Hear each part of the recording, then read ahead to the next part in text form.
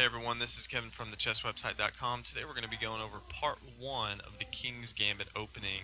And the King's Gambit is a very aggressive opening, and I like it for a few reasons. One of the main reasons I like it is most players just are not too familiar with how to defend it properly.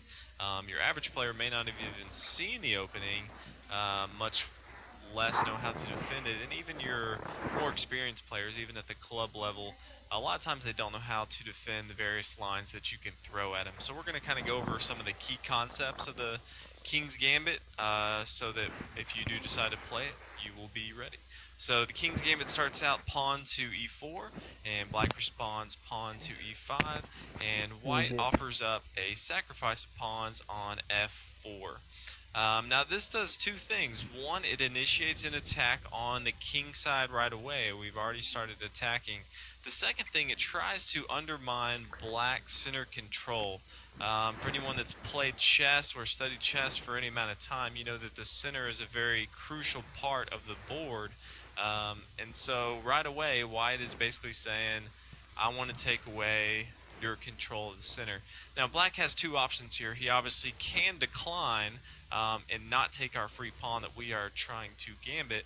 But today we're actually going to be looking at the accepted line, so when black does take. So we'll go ahead, black takes on f4, and white really has two options here. The first one that we're going to briefly touch on is a move that Fischer used to play a lot, and that is bishop to c4. Now, if you're very new to the King's Gambit, I'm actually going to recommend a different move to you just because I think it's a little easier to play. Not that this move is bad, and we'll actually do another tutorial on it at a later time, but after bishop to c4 and queen to h4 check, king to f1, I feel like it's a little tougher to play white in this position. Your king is in a bad position. He can't castle. Your rook's going to have a hard time coming out. You definitely are going to gain some momentum as you eventually move your knight to f3, chasing the queen away. You will have some development pieces as he retreats his queen, but starting out, I actually think there's a little better move that you can try out. I think you should have a lot of success with it, and that is just simply knight to f3. And the first thing it does, obviously, you are developing one of your minor pieces, and the second thing it does is stops black's queen from coming down and checking you. So for the time being, your king is safe. Now, black obviously has a lot of different options here, and in today's tutorial, we are going to go over if they try to hold on to the pawn. If someone's not too familiar with the King's Gambit, a lot of times they will try to hold on to material. A lot of players, if they get up material, they want to hold on to that, and so we are going to go over the move pawn to g5, and you'll see this a lot by black. This pawn is now protecting his pawn on f4, and we can't go ahead and take it right now because his queen is also defending this pawn on g5. What you do see already, though, is black has weakened his king side more, and so we are going to go after him immediately and start attacking. First thing we're going to do is move pawn to h4, and this immediately tries to take away this square from the defender. He can always take our pawn, and after we take, his pawn is hanging, and eventually we can just play our pawn to d4, and our bishop on c1 will be free to take his pawn, and we'll be back even in material. So a lot of times you'll see black just respond, come down, and attack our knight. And another good thing about this pawn on h4 is it sets up a defender for the knight when we move it to knight to g5. And you can already see that we are in black's base, and his king side is weak, and so we are going to start an attack. Now, a lot of times black in this position, there's two different moves we're going to go over right now.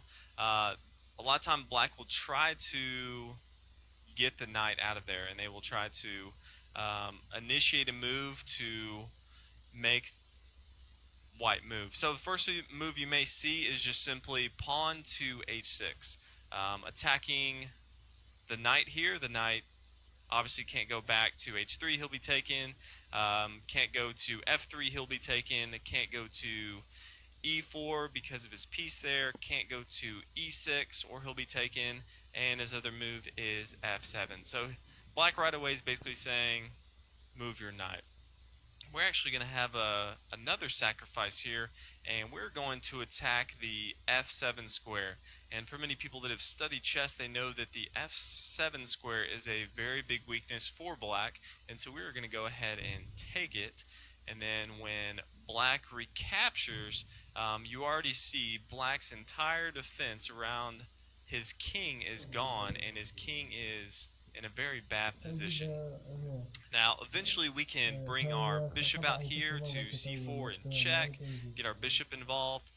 We also want to get our queen involved on g4. Anytime black tries to defend his pawn at the beginning, you always want to get your queen to g4. The queen on g4 is just devastating for many reasons. So if we look at it, we need to decide which one we're going to do first. And if you look at it, if bishop to c4 first, black can easily come down with his pawn to d5 and block, and at the same time his bishop on c8 is now defending the pawn on g4.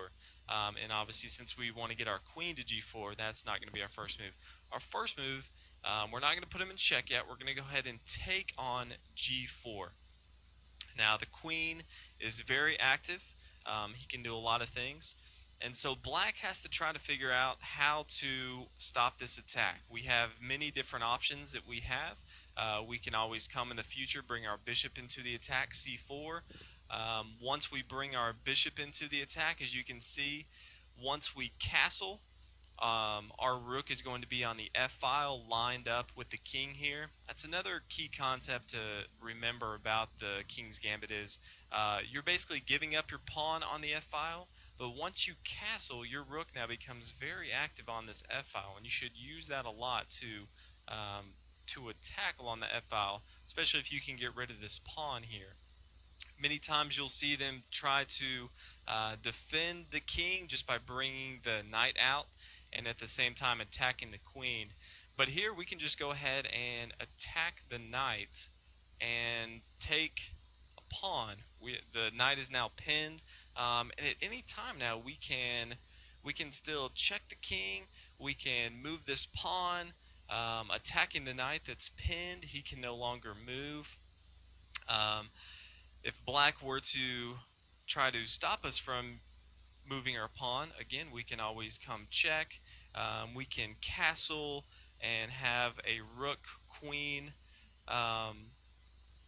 battering ram going. So there's a lot of different possibilities that we can have. So definitely like this line. It's a very dynamic way to play it. Another thing they can do coming back to this situation is just come up to f6 and try to attack. And here we're obviously not going to go straight to f7 because there's not a place there. We're just not going to worry about it. We're going to go ahead and come queen to g4. Again, you want to come to queen to g4 if you can. And here, even if they take, we don't care. We're going to go ahead and check them. And then when the queen moves, we're going to go ahead and take another piece and force them to move again. Now here we are threatening the same thing. We can always bring our bishop here. If he doesn't make a strong move, we can always get our other knight involved. Again, we can always castle, bring him into the attack. So a lot of different options that you have. Black's going to be in a lot of trouble. You can always develop your bishop and your knight and castle queenside, and your king will be pretty safe. Now keep in mind, none of his minor pieces or major pieces have moved. So although you are down a material, you definitely have a lot of tempo and momentum, and you should have pretty good results. So